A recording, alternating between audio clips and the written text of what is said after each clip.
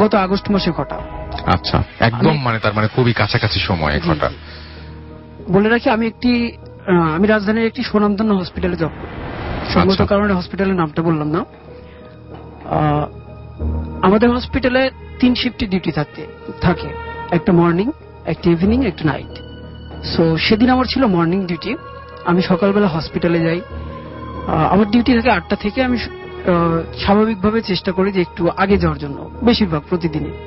So সেদিন আমি সকাল 7টার সময় হসপিটালে যাই। যাওয়ার পরে আমাদের পাশেই ক্যান্টিন ছিল, আমি ওখানে গিয়ে নাস্তা করি। তো ক্যান্টিনের দরজায় ঢুকতে গিয়ে ক্যান্টিনের পাশে আছে আমাদের রিসেপশন। তো রিসেপশনের পাশে দিকে একটা সুন্দরী মেয়ে দাঁড়িয়ে, যার সাথে আপনারা যে কোনো উপমায় তার সাথে মেলাতে পারেন। তো মেয়েটা দেখে আমার দিকে তাকিয়েছে, তার দিকে আমি তাকিয়ে আছি। আর আমার মনে হচ্ছে মেয়েটা আমার পরিচিত, যে আগে কখনো দেখেছি বা সে আমার অনেক পরিচিত। সো একটু পরে মেয়েটা অন্যদিকে তাকালো, তারপরে আবার সে তাকালো, কিন্তু আমি তার দিকেই তাকিয়ে আছি। পরে মেয়েটা একটু বিরক্তিত হয়ে তাকিয়ে পরে আবার যখন মুখ ঘুরিয়ে আবার তাকালো, তখন আমি একটু হাসি দিলাম, দেখি মেয়েটাও হাসলো।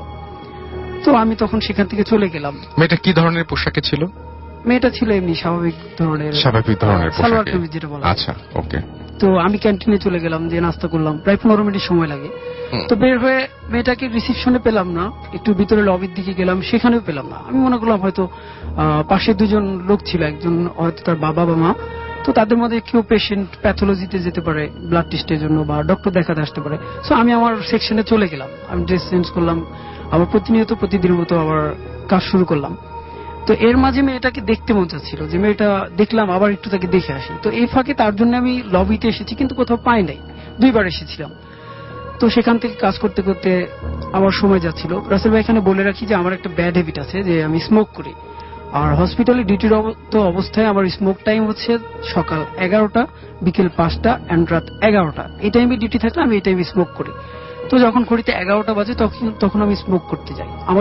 আমি যেখানে স্মোক করি হসপিটালের মানে পিছন সাইডে ওই জায়গাটা, আর হসপিটালের পাশ দিয়ে যেতে হয় একটু দূরে। তো আমি যাচ্ছিলাম, যাবার পথে দেখি যে একটু দূরে ওখানে একটা মেয়ে দাঁড়িয়ে আছে। সেই মেয়েটা, যে মেয়েটাকে আমি রিসেপশনে দেখেছিলাম, সেই মেয়েটা আমাদের হসপিটালের ড্রেস পরা। আর সে এমন একটা ড্রেস পরা যে ওয়ার্ডের পাশে দাঁড়িয়ে আছে, সেই ওয়ার্ডে শুধু ওপেন হার্ট করা পেশেন্ট রাখা হয়। তো আমি শিওর হলাম যে মেয়েটার ওপেন হার্ট করতে হবে, হার্ট প্রবলেম। তো আমি তার কাছে গেলাম, যে জিজ্ঞেস করলাম, আপনার কি ওপেন হার্ট হবে? তখন বললো যে হ্যাঁ। তখন আমার মন সেদিন অনেক ভালো ছিল, কিন্তু অনেক মনটা খারাপ হয়ে গেল। তারপরে আমি নিচে চলে গেলাম, স্মোক করলাম, চলে আসলাম। আসার পথে দেখি মেয়েটা সেম ভাবে দাঁড়ানো, সে রাস্তার দিকে তাকিয়ে আছে, যে এত সুন্দর মানুষ, এত সুন্দর পরিবেশ, গাড়ি যাচ্ছে, বা এত সুন্দর পৃথিবীতে হয়তো আমি আর 2 দিন পরে থাকতে পারবো না। তো তার দিকে তাকিয়ে মনে হচ্ছিল যে সে এমন একটা মনোভাব নিয়ে তাকিয়ে আছে। তো সেখান থেকে আমার সময় লস হয়ে যাচ্ছিল বলে আমি আমার সেকশনে চলে গেলাম, সেখানে কাজ করলাম। পরে আমার 2টার ডিউটি শেষ হলো, আমার ড্রেস চেঞ্জ করে সে ওয়ার্ডের পাশে গেলাম, দেখি মেয়েটা ওয়ার্ডে শোয়া তার বেডে। সো সেদিন আমি বাসায় চলে গেলাম। বাসায় যে স্বাভাবিকভাবে যে কাজগুলো করি, গোসল করা, খাওয়া দাওয়া বা ঘুমানো, তো সেম ভাবে এরকম করে পরের দিনে, সেদিন আমার ছিল হচ্ছে মর্নিং ডিউটির শেষ দিন, পরের দিন থেকে নাইট। পরের দিন আমার সারাদিন কোনো ডিউটি নয়, রাত্রিবেলা 8টা থেকে ডিউটি। আমি 7টার মধ্যে হসপিটালে চলে আসলাম মেয়েটাকে দেখার জন্য। আমার মনের মধ্যে শুধু মেয়েটাকে দেখাটাই ছিল। তো আমি যখন হসপিটালে আসি, তার ওয়ার্ডের সর্বপ্রথম পাশে যাই, যে দেখি যে মেয়েটা মানে আমাদের হসপিটালে ওই ওয়ার্ডের পাশে অ্যাটেন্ডেন্ট যারা বসে, রোগী অ্যাটেন্ডেন্ট, সেখানে বসে আছে, তার বাবা মা বা আদার্স আত্মীয় স্বজন তাদের সাথে আছে। তো আমি কিছুক্ষণ তার জন্য অপেক্ষা করলাম, যে অত লোকের মাঝে তো আর কথা বলতে পারে না, একটু যদি চলে যায় তাহলে কথা বলতাম। তো একটু পরে দেখি তার বাবা মা প্লাস বাকি লোকগুলো তারা ওখান থেকে চলে গেল। তো আমি তার কাছে গেলাম, আমি যে বললাম যে কেমন আছেন, সে বললো যে ভালো, আপনি কেমন আছেন, বা এরকম কথা হলো। তো আমি এই ফাঁকে তাকে জিজ্ঞেস করলাম, আপনার নাম কি আর আপনি করেন কি? আচ্ছা। তখন সে বললো যে আমি এবার গত এসএসসি পরীক্ষা দিয়েছি। আমি তার পয়েন্টটা জানি নাই বা বলা হয়নি। এসএসসি পরীক্ষা দিয়েছে, তার নাম হচ্ছে নীলিমা, তার নামটা আমি বললাম। তো তারপরে আমি তাকে জিজ্ঞেস করলাম যে আপনার সাথে যারা ছিল তারা কে? বললো যে আমার বাবা মা প্লাস আমার কালকে অপারেশন, আমার 6 ব্যাগ ব্লাড লাগে, সো ওনারা ব্লাড দিতে আসছে, ব্লাড ব্যাংকে গেছে। তো সেই ফাঁকে আমি তার সাথে একটু কথা বলছিলাম, আমার ডিউটি 8টা থেকে অনেক সময় আছে। তারপর কি পার্সোনাল কিছু কথা বলি, যেটা ওনার সম্পর্কে আমি জানি বা ওনার ফ্যামিলি সম্পর্কে জানি, উনি আমার ফ্যামিলি সম্পর্কে জানে। একটু পর আমার ডিউটির সময় যায়, সেখান থেকে চলে যাই। সেদিন ডিউটি করলাম সারা রাত। পরের দিনে সকালবেলা তার অপারেশন, আমার ডিউটি শেষ করে তার ওয়ার্ডের পাশে চলে গেলাম আমার ড্রেস পরে। তো আমি সেখানে গিয়ে দেখি তার বাবা মা সবাই বসে আছে। আমি ও সরি, এ ফাঁকে একটা কথা বলা হয়নি। আমি যখন তার সাথে কথা বলছিলাম, তার বাবা মা ব্লাড ব্যাংক থেকে ফিরে এসে আমাকে জিজ্ঞেস করেছিল যে তার মেয়েকে জিজ্ঞেস করলো যে ছেলেটা কে। আচ্ছা, মানে আপনার পরিচয় জানতে চাই আর হ্যাঁ, কি। পরিচয় জানতে চাচ্ছি যে মেয়ের সাথে কথা বলে।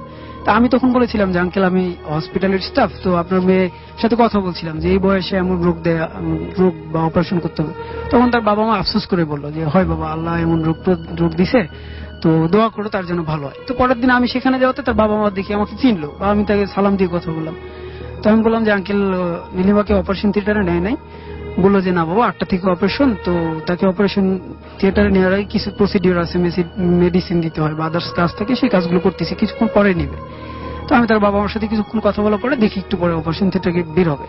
রাসেল ভাই, এখানে একটা কথা বলে রাখো ভালো, যে অপারেশন থিয়েটারে নেওয়ার আগে, ওয়ার্ড থেকে বের করার পর থেকে আমি তার পাশে ছিলাম যতক্ষণ অপারেশন থিয়েটারে নিচ্ছিল।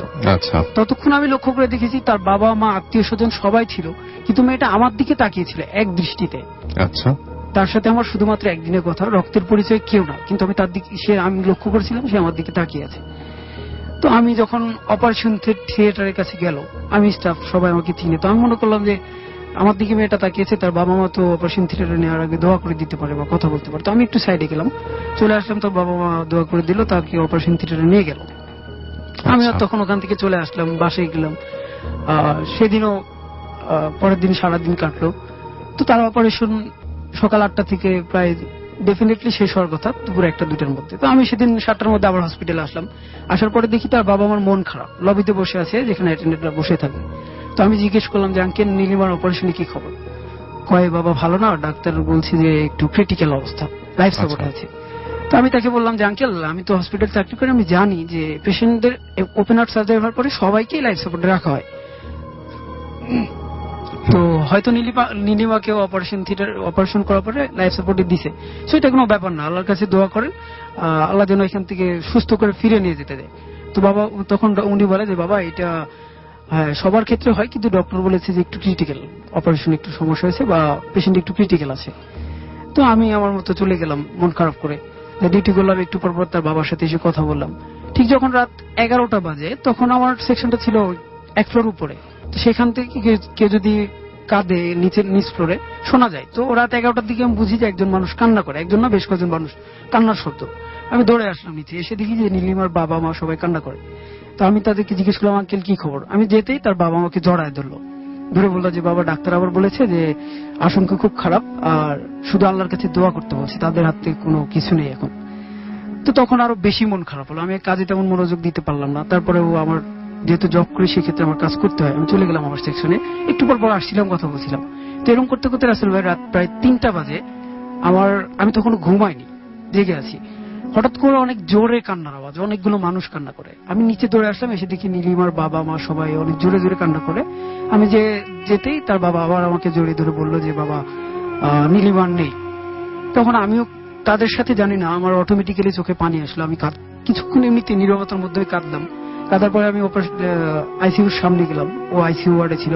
তো যাওয়ার পরে সিস্টারকে জিজ্ঞেস করলাম যে কি খবর, বলে যে না, পেশেন্ট নেই, মারা গেছে। তো রাসেল ভাই, সে মারা গেল। প্রতিনিয়ত পেশেন্টের মারা যায়, এগুলো দেখে অভ্যস্ত, কোনো সমস্যা হয় না। আর তার বাবা আমার কাছে কতক্ষণ সান্ত্বনা দিব, কারণ আমি তাদের কেউ না, রক্তের সম্পর্কে কেউ না। তো তারা দিয়ে দেখি যে আত্মীয় স্বজন যারা আছে কান্না করতেছে। আমি পরে আমার ওখানে চলে গেলাম, মন খারাপ করে কোনো কাজে মন দিতে পারলাম না। সারাদিন সেদিন ডিউটিটা ওভাবেই কাটলো। তো আমি আবার এসে তার বাবাকে জিজ্ঞেস করলাম যে আঙ্কেল, নীলিমাকে নিয়ে যাবেন কখন? বললো যে বাবা, ভোরবেলা নিয়ে যাবো। তো ভোরের আশা আমিও থাকলাম, ওদের কাছেই ছিলাম। একটু পর আসতাম, বললো যে একটু পরে নিয়ে যাবে। তখন 5:30 বাজে অ্যাম্বুলেন্স আসলো, পেশেন্টকে ট্রলি করে নিয়ে যাচ্ছিল। নিয়ে যাওয়ার পরে ইমার্জেন্সিতে নিয়ে যাই, তখন মানে মেন গেটের বাইরে আমিও তার সাথে গেলাম। যখন লাস্টটা বক্স থেকে বের করে অ্যাম্বুলেন্সে তুলে দিচ্ছিল বা স্ট্রেচারে তুলে দিতে যাবে, তখন আমি, রাসেল ভাই এখানে বলে রাখি যে আমি ওদের কাছে, ওদের আত্মীয়রা যেভাবে চলাফেরা করছে আমিও ঠিক সেভাবে ছিলাম। লাস্টটা যখন তুলে দেয়, তখন আমি নীলিমার তার ঘাড়ের নিচে 1 হাত প্লাস পিঠের নিচে 1 হাত দিই। আর তখন আমার অঝরে চোখের পানি আসছিল, আমি কাঁদছিলাম। আমি জানি না কোন মায়ায় বা কেন, আমি অনেক পেশেন্ট দেখেছি, অনেক লাশ আমার হাতে নিয়েছি, কিন্তু এরকম কখনো হয়নি। আমি সেদিন কাঁদছিলাম। পরে তাকে কোলে করে তুলে যখন অ্যাম্বুলেন্সে দিলাম, সেদিন তারা নিয়ে চলে গেল যে যার মতো তাদের গ্রামে। আমি সেদিন রাতটা কষ্টে কাটলো। পরের দিনে বাসায় গেলাম, যখন ভালোভাবে কাটলো না। প্রতিদিন প্রায় 8 ঘন্টা 9 ঘন্টা ঘুমাই, কিন্তু আমার সেদিন মাত্র 2 ঘন্টা ঘুম হয়েছে, দুপুর 2টা থেকে বিকেল 4টার পর ঘুম ভাঙার পরে মন খারাপ। একটা মানুষের নিয়ারেস্ট কেউ মারা গেলে যেমন মন খারাপ হয় ঠিক তেমন, আর শুধু তার কথাই ভাবছিলাম বা এরকম। তো পরে 7টার দিকে আবার হসপিটালে গেলাম, যে ডিউটি করলাম। সেদিন একটু কাজের প্রেশার ছিল, প্রায় রাত 2টা পর্যন্ত অনেক কাজ নিয়ে ব্যস্ত ছিলাম। এমনিতেই দিনে ঘুমাইনি, অনেক টায়ার্ড হয়ে পড়লাম। তো আমার কলিগকে আমি বললাম যে ভাই আমি তো খুব টায়ার্ড, সারাদিন ঘুমাইতে পারি না, আমি একটু ঘুমাবো। তো সে বললো যে আচ্ছা ঠিক আছে তুই ঘুমা, আমি একটু পরে ঘুমাবো, কাজ শেষের দিকে পাই। তো আমি ঘুমিয়ে পড়লাম রাসেল ভাই। রাত যখন 4টা বাজে, আমার মানে 4টার পরে আপ হবে, পরে ঘড়ির টাইম দেখেছিলাম। তো আমি সে সময় আমি স্বপ্নে দেখি যে নীলিমা আমাকে ডাকে। ও সরি রাসেল ভাই, এটা পরের দিনে ঘটনা। তো নীলিমা আমাকে স্বপ্নের মধ্যে ডাকে যে ওমর তুমি একটু আসবা, তোমার সাথে আমার কথা আছে। তো রাসেল ভাই এই কথা বলাতে আমার ঘুম ভেঙে যায়। আর স্বপ্নের মধ্যে আমার এই জিনিসটা মনে আছে, সে যেখানে আমরা বসে কথা বলেছিলাম সেখানে বসে আমাকে ডেকেছে। তখন আমি সাথে সাথে আমার সেকশনের দরজা খুলে আমি দৌড়ে সেখানে যাই এবং গিয়ে দেখি যে ওইখানে নীলিমা আমাদের হসপিটালে যে অপারেশনের সময় ড্রেস পরে নেওয়া হয় সেই ড্রেসটা পরে বসে আছে। তো আমি তার কাছে গিয়ে বলি যে এটা কিভাবে সম্ভব, তুমি এখানে কি করো, আর এভাবে তুমি আসলে কিভাবে?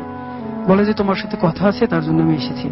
তো আমি বলি যে কি কথা, বা তুমি কিভাবে আসলে, এটা সম্ভব হয় কিভাবে? তো বলে দেখো যে আমার সাথে যেদিন তোমার প্রথম দেখা হয় আমি তোমার দিকে তাকিয়েছিলাম, তুমি আমার দিকে তাকিয়েছিলে। আমি একটা মেয়ে, আমি জানি যে তোমার আমাকে পছন্দ হয়েছে বা তোমার আমাকে ভালো লেগেছে, তার জন্য তাকিয়েছিলে। কিন্তু এর মাঝে তুমি যখন একবার হেসেছিলে, তখন তোমার হাসিটা আমার অনেক ভালো লেগেছে, অনেক সুন্দর তোমার হাসি। আর আমি এই দুনিয়াতে থাকতে চেয়েছিলাম, কিন্তু আমাকে হয়তো আমার হায়াত নাই বা এই কারণবশত আমি এখান থেকে দুনিয়া থেকে চলে গেলাম, আমাকে ক্ষমা করে দিও। আর একটা কথা বলি, আমার যখন দাফন করার জন্য আমাকে শেষ গোসল করা হচ্ছিল, আমাকে অঝোর পানি দিয়ে গোসল করেছে এবং সেগুলো পানি আমার শরীর থেকে মুছে দিছে। কিন্তু একটা তুমি যখন আমাকে অ্যাম্বুলেন্সে তুলে দিচ্ছিলে, তখন তোমার চোখ থেকে 3 ফোঁটা পানি আমার ফেসে পড়েছিল, আমার মুখের এদিকে চলে বা চোখের এদিকে। তো সে যতই পানি মুছুক, তোমার 3 ফোঁটা চোখের পানি সে মুছতে পারেনি। আর তুমি আমাকে ক্ষমা করে দিও। তখন আমি কাঁদছিলাম, হয়তো আমার কোনো কারণে চোখ বন্ধ হয়, তাকিয়ে দেখি সে নাই। তখন আমি অনেক ভেঙে পড়ি, সেখানে একটু জোরে কান্না করি। তখন পাশে ওয়ার্ড থেকে সিস্টার এসে বলে যে ভাই কি হয়েছে। তো আমি তার কারোর সাথে কোনোদিন শেয়ার করিনি, আজকে প্রথম শেয়ার করলাম। সিস্টারকেও বলিনি, বললাম যে আমার একটু মন খারাপ, পারিবারিক সমস্যা, তো তাই আসছিলাম ভাই, ওদিকে ডক্টররা আছে। তো বললো যে আচ্ছা ঠিক আছে যান, ওদিকে যান। তখন রাসেল ভাই আমি আমার সেকশনে চলে আসি। লিসেনারদের উদ্দেশ্যে একটা কথা বলবো যে ঘটনা আপনাদের কাছে ভয়ের কিনা তা আমি জানি না, তবে আপনাদের কাছে একটা অনুরোধ যে আজকে যারা লাইভে শুনছেন নীলিমার জন্য দোয়া করবেন। আর আজ থেকে হয়তো 20 বছর 30 বছর পরে যারা লাইভে শুনবে তারা হয়তো এই মাধ্যমে তার জন্য দোয়া করবে, আর আল্লাহ তাকে যেন ভালো রাখে বা তাদের দোয়া যেন ভালো থাকে। এই জন্য আপনাদের মাঝে ঘটনা শেয়ার করলাম। কোনো ভুল ত্রুটি হয়ে থাকলে আমাকে ক্ষমার দৃষ্টিতে দেখবেন। ধন্যবাদ রাসেল ভাই। আপনি নিজের চোখে দেখেছিলেন তাই না? নিজের চোখে দেখেছিলেন। থ্যাংক ইউ সো মাচ আপনার ঘটনার জন্য, আপনাকে অনেক ধন্যবাদ। আমরা দেখতে পাচ্ছি আমাদের সঙ্গে দেখতে পাচ্ছি শিমুল রেজওয়ান আছে।